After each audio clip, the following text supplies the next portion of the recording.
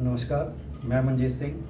अपने topic agriculture कृषि जो क्लास 10वीं का भूगोल का चौथा चैप्टर है, इसके 4 भाग हम पहले कर चुके हैं और अब जो हम करने जा रहे हैं वो है 5वां भाग। इस 5वें भाग में हमने क्या देखना है कि एग्रीकल्चर से रिलेटेड सरकार के द्वारा टेक्नोलॉजिकल एंड इंस्टीट्यूशनल रिफॉर्म्स क्या उठाए गए हैं या कौन से कदम सरकार के द्वारा उठाए गए हैं जो तकनीकी और संस्थागत सुधार कृषि में कर सके। अब पहले तो ये जानना जरूरी है कि आखिर जरूरत क्यों पड़ रही है, तकनीकी व संस्थागत सुधार करने की जरूरत क्यों है। वो इसलिए है क्योंकि हम जानते हैं कि जो भारतीय कृषि है या जो भारतीय कृषक है उसको अपने इस कृषि के काम में काम करने से इतना लाभ या फायदा नहीं हो रहा है। उसके पीछे कई कारण हैं। देख रहे हैं कि जो पूरी तरह से कृषि है वो एक प्रकार से मानसून के हाथ पर या मानसून के हाथों में निर्भर है। Is a Gamble in the hands of monsoon. एक तो ये भी कारण है और दूसरा जो है कि कृषि का जो उसको सही मूल्य है वो नहीं मिल पाता है। चाहे आजादी के बाद आप देखो या आजादी से पहले भी जो किसान है कर्ज में डूबे रहते थे, फंसे रहते थे और उसकी वजह से कई बार उन्हें आत्महत्याएं भी करनी पड़ती थी। तो सरकार ने भी जब आजाद हुआ, भारत आजादी मिली 1947 में और उसके बाद भारत ने अपनी पहली पंचवर्षीय योजना बनाई और उसमें 1951 में जो पंचवर्षीय योजना बनी उसमें जो लैंड रिफॉर्म्स थे, जो भूमि सुधार थे, उनको कह सकते हैं उनमें काफी हद तक कोशिश की कि यहाँ के जो किसान हैं उनको ज्यादा से ज्यादा लाभ मिले। दूसरे शब्दों में कह सकते हैं कि आजादी के बाद भारत की सरकार ने बहुत से ऐसे कदम उठाए जिससे कि किसानों को लाभ हो सके, चाहे आप उनको तकनीकी व संस्थागत सुधार कह लीजिए या इन सुधारों से पहले सरकार के द्वारा कुछ और जो हम कहते हैं आजादी के बाद उन्होंने कदम उठाए, हम उनकी एक एक करके अब बात करेंगे। पहले जो हम सुधारों की बात कर रहे हैं उसमें एक काम किया गया था कंसोलिडेशन ऑफ लैंड होल्डिंग्स। अब ये क्या है, इसको कहते हैं चकबंदी। हिंदी के लिए शब्द है चकबंदी। अब क्या है कि जो किसान था लॉ ऑफ इनहेरिटेंस के चलते क्या होता था कि उसका जो जमीन का टुकड़ा होता था उसकी संतान में बंट जाता था और यही नहीं होता था, उसमें भूमि का टुकड़ा बंटने के साथ साथ ये होता था कि मान लो उसके पास 5 एकड़ जमीन है, एक यहाँ पे है, एक साइड में है और वहां पर भी एक एक में से 5-5 हिस्से करने पड़ते थे। अगर 5 बेटे हैं उसके, दूसरी जगह पर भी 5 हिस्से करने पड़ते थे। तो उसका जो भूमि का टुकड़ा था उनके बच्चों का वो अलग अलग फैला हुआ था। तो ऐसी स्थिति में नेचुरली भूमि के छोटे टुकड़े पर उत्पादन कम होगा क्योंकि वहां पे इतना ध्यान नहीं दिया जा पाएगा, इधर भी देखना है उधर भी देखना है। तो इसके लिए क्या किया गया, चकबंदी की गई कि एक व्यक्ति को सारे जो अलग अलग हिस्से में उसकी जमीन बंटी हुई है वो उसको ला करके एक जगह पर दे दी गई। अब उससे क्या हुआ, उसकी जो भूमि थी वो एक जगह पर इकट्ठी हो गई। अब वो एक जगह पर ही जाकर के पूरी तरह से अपना भूमि पर पूरा ध्यान दे सकता था और उसके चलते उसका जो एग्रीकल्चर का जो प्रोडक्शन था, कृषि का जो उत्पादन था वो उसको ज्यादा प्राप्त होता था। दूसरा क्या काम किया गया, एबोलिशन ऑफ जमींदारी सिस्टम। आपको पता है कि यहाँ पर शुरू से ही अगर आप चाहे मुगलों के काल से देखें, सल्तनत काल में देखें कि यहाँ पर पहले से ही जमींदारी व्यवस्था थी और बाद में अंग्रेजों में के काल में भी जब औपनिवेशिक शासन था अंग्रेजों का उस काल में भी वो जमींदारी व्यवस्था बनी रही।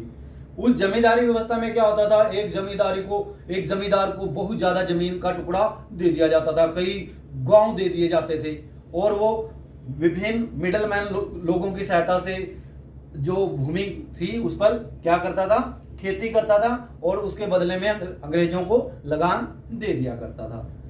अब जब आजादी मिली तो ये किया गया कि जो जमींदार के पास भूमि का टुकड़ा है उसके ऊपर सीलिंग ऑफ लैंड होल्डिंग, दूसरा इसका नाम इसको सीलिंग ऑफ लैंड होल्डिंग भी कहा गया, कि एक सीमा तय कर दी गई कि उस सीमा से ज्यादा किसी के पास भूमि नहीं होगी। एक यानी दो काम किए एक साथ, एक तो जो जमींदारी व्यवस्था थी वो खत्म कर दी गई, ज्यादा जमीन वहां से उससे ले ली गई और तय कर दिया गया कि इस भूमि के टुकड़े से ज्यादा या 100 एकड़ है 50 एकड़ है उससे ज्यादा उसको सीलिंग यानी लगा दी गई, उससे ज्यादा वो भूमि का टुकड़ा नहीं रख पाएगा। तो ये सिस्टम भी वहां पर किया गया और उनसे वो जमीन लेकर के जो लैंडलेस थे जिनके पास भूमि नहीं थी उनको दे दी गई, या सरकार ने अपने कई उसमें डेवलपमेंट काम करना शुरू किया। अब इसके बावजूद भी फर्क नहीं पड़ा और 1960 और 70 के दशक में सरकार ने कुछ टेक्नोलॉजिकल या तकनीकी परिवर्तन किए। क्या किया, वहां पर 1965-66 के दौरान भारत में हरित क्रांति आई। अब हरित क्रांति क्या है, या उसके बाद एक व्हाइट रेवोल्यूशन आया, सफेद क्रांति आई, श्वेत क्रांति के नाम से जिसको जानते हैं, वो क्या है और क्यों आए ये जरा समझ लें। ग्रीन रेवोल्यूशन का अर्थ है क्योंकि वो हरा है, हरा यानी इसका मतलब फसल से जुड़ा हुआ है, एग्रीकल्चर से जुड़ा हुआ है, यानी कि खेती में ज्यादा से ज्यादा उत्पादन पैदा हो, उसके लिए क्या किया गया, विभिन्न प्रकार के टेक्नोलॉजिकल या तकनीकी परिवर्तन किए गए। HYV हाई यील्डिंग सीड्स का प्रयोग किया गया, पेस्टिसाइड्स का इस्तेमाल किया गया और क्या इरिगेशन फैसिलिटी उपलब्ध कराई गई और किसानों को कह सकते हैं विभिन्न प्रकार के और भी कई बेनिफिट दिए, जिसके चलते क्या हुआ, सरकार का जो उत्पादन था यहाँ पर फसलों में, खास करके गेहूं और चावल की जो फसल थी उसमें बहुत ज्यादा उत्पादन होना शुरू हो गया। और इसी के साथ साथ क्या हुआ कि वर्गीस कुरियन एक भारतीय वैज्ञानिक थे, उन्होंने उनके प्रयत्नों से क्या हुआ, भारत में दूध के उत्पादन में एकाएक परिवर्तन आ गया, यानी बहुत ज्यादा उत्पादन होना शुरू हो गया और इसीलिए उसको सफेद क्रांति या श्वेत क्रांति के नाम से जाना जाता है। लेकिन इन सब कामों के बावजूद भी क्या था कि जो रिक्वायर्ड रिजल्ट थे, जो वांछित फल था वो नहीं मिल रहा था। क्यों? क्योंकि ये जो काम हुआ था ग्रीन रेवोल्यूशन वाला या व्हाइट रेवोल्यूशन वाला, वो देश के केवल कुछ ही हिस्से तक सीमित था।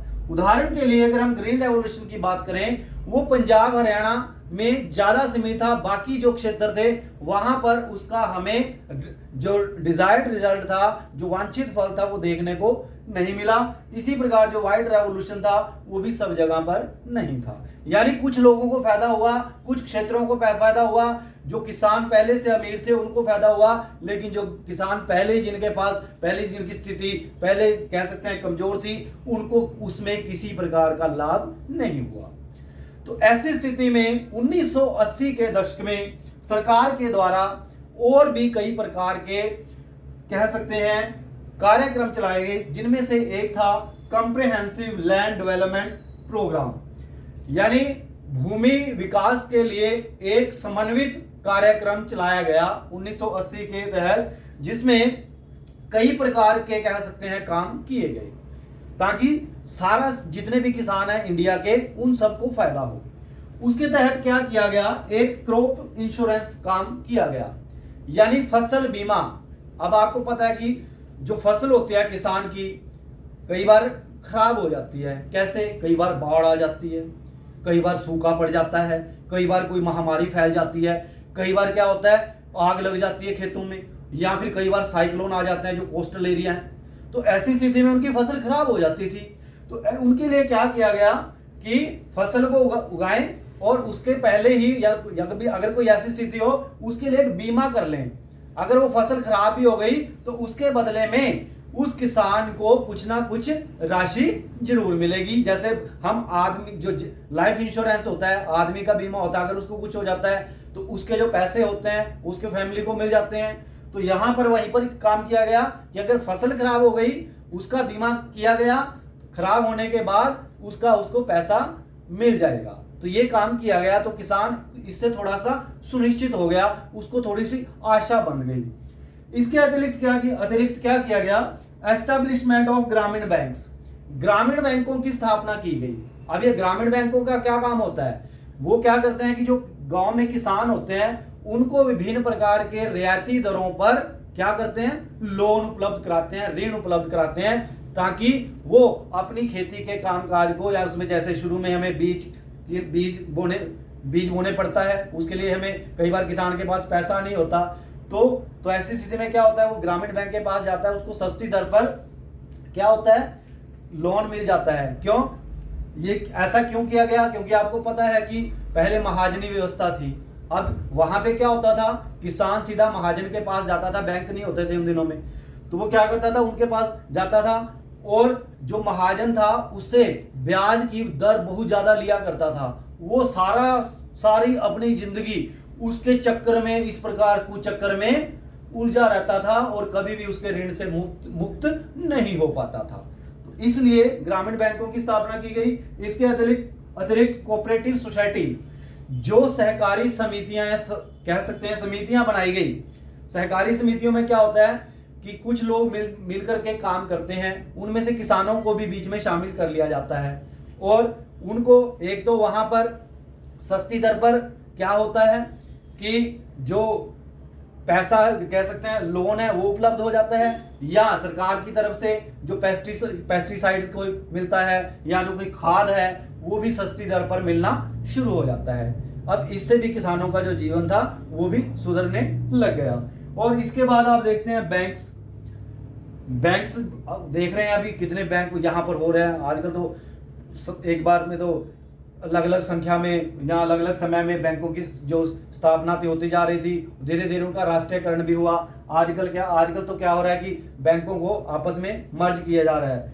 तो कहने का मतलब है कि बैंक है, लेकिन बैंक का क्या काम होता है, ये काम जो है ग्रामीण बैंक भी कर रहे हैं, कोऑपरेटिव सोसाइटी कर रहे हैं, और बैंक भी किसानों की मदद के लिए है, विभिन्न प्रकार की उनको मदद करता है, चाहे वो लोन की है। लेकिन जो बैंक्स हैं ग्रामीण और कोऑपरेटिव सोसाइटी से थोड़ा सा अलग है, क्योंकि कई बार क्या होता है, कई किसानों को चाहिए कि मेरे खेत में यानी कह सकते हैं उसके पास थोड़ा सा जमीन का टुकड़ा ज्यादा है, वो क्या होता है कि बैलों से या हल से खेती नहीं कर सकता, तो उसके लिए उसको ट्रैक्टर चाहिए और उसके लिए औजार चाहिए। तो ऐसी स्थिति में क्या बैंक है उसको ज्यादा पैसा दे देता है ताकि वो ट्रैक्टर खरीद सके, और उसके जो टूल्स हैं, उपकरण हैं ट्रैक्टर में काम आने के लिए, तो वो उनको ले सके और इस प्रकार अपना जो है कह सकते हैं खेती में सुधार कर सके। तो इस प्रकार के जो 1980 के बाद के कार्यक्रम चलाए गए। इसके अतिरिक्त कुछ स्कीम्स, कुछ योजनाएं भी सरकार के द्वारा चलाई गई, जिनमें से एक था केसीसी, किसान क्रेडिट कार्ड्स, या जिसको हम किसान साख कार्ड के नाम से जानते हैं। जैसे आपको पता ही है हमारे पास कार्ड जैसे होता है, हमें एक लिमिट दे दी जाती है कि आप इसमें से इतना पैसा यूज कर सकते हैं। तो किसानों की मदद के लिए मान लो उसको कहीं बार जाना पड़ता है, उसके पास पैसे नहीं होते, तो कार्ड लेकर के वो बीज खरीद सकता है या कोई अपना और काम कर सकता है। इसी प्रकार एक PAIS व्यक्तिगत बीमा, या कह सकते हैं व्यक्तिगत एक्सीडेंटल इंश्योरेंशियल स्कीम चलाई गई, पर्सनल एक्सीडेंट इंश्योरेंस स्कीम, जिसमें हम कहेंगे व्यक्तिगत दुर्घटना बीमा योजना। इसमें क्या है कि अगर किसान को कोई कुछ हो जाता है तो उसके तहत उसका जो परिवार है उसको कुछ पैसा मिल जाता है। इसके अतिरिक्त वेदर बुलेटिन चलाए, आपको पता है कि बताना शुरू कर दिया सरकार के द्वारा कि कुछ दिनों के बाद या कल या परसों कि इस प्रकार का मौसम आने वाला है, तो आप अपने आप को, आपकी जो फसल बाहर पड़ी है उसको अंदर रख लें। तो इस प्रकार किसान को थोड़ी सी पहले से ही जानकारी हो जाती है। इसके अतिरिक्त एग्रीकल्चर प्रोग्राम चलाए गए हैं टीवी और रेडियो पर। किसान क्या होता है कि विभिन्न प्रकार के जो कह सकते हैं कृषि से संबंधित डॉक्टर होते हैं, उनको बुलाया जाता है, उनके इंटरव्यू ले जाते हैं और उनसे पूछा जाता है, वहाँ पर पूरी जानकारी ली जाती है कि किस फसल को कैसे उगाएं ताकि ज़्यादा से ज़्यादा जो प्रोडक्शन है वो वहाँ पर हो। तो किसानों को इससे भी लाभ मिल रहा है। अब एक जो काम किया सरकार ने वो है MSP, मिनिमम सपोर्ट प्राइस, न्यूनतम समर्थन मूल्य। अब ये क्या है, इसको समझ लें पहले थोड़ा सा। मिनिमम सपोर्ट प्राइस क्या होता है? कई बार क्या होता है, जब किस फसल उगानी होती है तो किसान झिझकता है, उसको लगता है कि मैं फसल उगाऊं, पता नहीं मेरे को उसका पूरा पैसा मिले ना मिले, प्रॉब्लम हो सकती है। तो सरकार ने उसको अश्योर किया, सरकार ने उसको आश्वासन दिया कि आपको घबराने की बात नहीं, हम अपनी तरफ से एक मिनिमम प्राइस घोषित कर देंगे आपकी फसल का, एक न्यूनतम समर्थन मूल्य दे रहे हैं। अगर आपकी फसल उस रेट पे नहीं बिकी जो हम घोषित कर रहे हैं, यानी मंडी में नहीं बिकी या कोई नहीं खरीद रहा, तो हम अपने आप ही उसको खरीद लेंगे, यानी आपकी फसल सरकार के द्वारा उस मिनिमम सपोर्ट प्राइस पर खरीद ली जाएगी। तो किसान आश्वस्त हो गया कि अब मैं जितना भी फसल पैदा करूंगा वो सारे का सारा क्या होगा, मेरी बिक जाएगी, ये नहीं होगा कि मेरे को कम दामों पर बेचनी पड़ेगी। इसके अतिरिक्त एक CACP, commission on agriculture cost and prices, यानी एग्रीकल्चर के लिए एक आयोग बनाया गया जो वहां की जो कॉस्ट है कृषि से संबंधित या जो प्राइसेस हैं, जो उसका कीमत है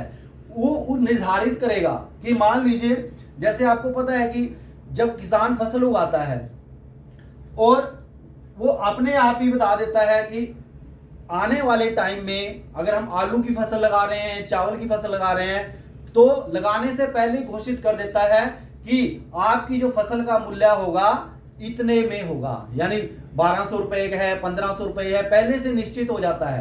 तब किसान को थोड़ा सा वो कह सकते हैं वो आश्वस्त होता है, इस बात को देकर के सुनिश्चित होता है कि मेरी जो फसल है कम से कम इतने उसमें सरकार के द्वारा जो तय कह सकते हैं कीमत तय की गई है वो उसमें बिकेगी। अब ये हमने विभिन्न प्रकार की वो स्कीम्स या कार्यक्रम की बात की जो सरकार के द्वारा चलाए गए। लेकिन एक मैं आपको एक चीज और ऐड करना चाहूंगा, वो जब हम एग्रीकल्चर की बात करते हैं तो उसको जानना हमारे लिए बहुत ही जरूरी है। वो है एक आंदोलन चलाया था विनोबा भावे जी ने। विनोबा भावे जी कौन है, आपको पता ही होगा कि महात्मा गांधी जी ने उन्हें अपना स्पिरिचुअल हीयर घोषित किया था, आध्यात्मिक उत्तराधिकारी। वो गांधी जी के साथ रहे, जहां जहां पर भी उन्होंने सत्याग्रह किया, इन्होंने भी कई जगह पर सत्याग्रह किया। उनकी मृत्यु के बाद 1948 में गांधी जी की मृत्यु के बाद विनोबा भावे जी पूरे भारत में घूमे। अब एक बार क्या था, वो आंध्र प्रदेश में पच्चमपल्ली में एक जगह पर एक सभा को संबोधित कर रहे थे, पद यात्रा करते हुए घूमते थे गांधी की तरह वो भी। अब वहां पर किसान बैठे हुए थे कुछ, या कुछ ऐसे किसान थे जिनके पास भूमि बहुत कम थी, या वहां पर ऐसे लोग भी थे जो मजदूर का काम करते थे। उनमें से भीड़ में से एक किसान उठा और उसने कहा कि कई लोगों के पास इतनी जमीन है, ये 1950 के आसपास की बात है जब लैंड रिफॉर्म्स शुरू हुए। अब उनमें से एक किसान उठा, उसने कहा कि यहाँ पर इतने लोगों के पास जमीन है तो आप जो भूमि है हमें क्यों नहीं दे देते, उनको बांट क्यों नहीं देते कुछ लोगों को। अब वहीं पर एक व्यक्ति और बैठा हुआ था, रामचंद्र रेड्डी। अब उसने बात कही, हाँ, तो इन्होंने जब उस किसान ने कहा कि हमें भी भूमि का कुछ टुकड़ा दे दिया जाए, तो क्योंकि वो सरकार में तो नहीं थे, लेकिन उन्होंने कहा मैं सरकार से बात करूंगा कि सरकार इस बारे में कुछ काम करे। लेकिन उसी समय एक व्यक्ति वहां से उठा, रामचंद्र रेड्डी उसका नाम था, और उसने क्या किया, 80 एकड़ जो जमीन थी अपनी, कह दिया कि मैं दान कर रहा हूं, मैं अपनी भूमि को दान कर रहा हूं, और इस प्रकार ये जो भूमि है आप उनको दे दें जिनके पास जमीन नहीं है या भूमि नहीं है। और इस प्रकार ये आंदोलन कहलाया भूदान। इसके अतिरिक्त यही आंदोलन बाद में ग्राम दान भी कहलाया। क्या हुआ कि कुछ जमींदारों ने भी क्या किया, क्योंकि जमींदारों के पास कई कई गांव होते थे, अब उन्होंने क्या किया कि कई गांवों को दान करना शुरू कर दिया, किसानों के बीच में भूमि को बांटना शुरू कर दिया। इस प्रकार ये जो आंदोलन था ग्राम दान भी कहलाया। यानी भूदान या ग्राम दान ये विनोबा भावे जी के द्वारा शुरू किया गया था, जिसमें कह सकते हैं बड़े लोगों से या जिनके पास बहुत ज्यादा जमीन थी उनसे जमीन लेकर के उनको जमीन दी गई, जिनके पास जमीन का टुकड़ा नहीं था या जमीन का टुकड़ा बहुत ही कम था। तो उम्मीद है कि जो भारत सरकार के द्वारा तकनीकी व संस्थागत सुधार किए गए हैं इस एग्रीकल्चर लेसन में जिसमें हमने बात की, आपको समझ आया होगा। धन्यवाद।